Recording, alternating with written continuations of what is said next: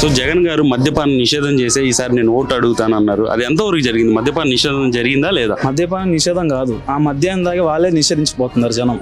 అంటే మద్యపానం కాకుండా కొత్త కొత్త బ్రాండ్లు ఇచ్చిన దానివల్ల వాళ్ళు మనకి నెంబర్ ఆఫ్ డెత్స్ డిసీజెస్ ఎక్కువ అవుతున్నాయి.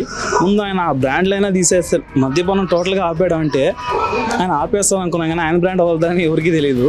అది తీసుకుని అయితే చాలామంది చచ్చిపోతున్నారు.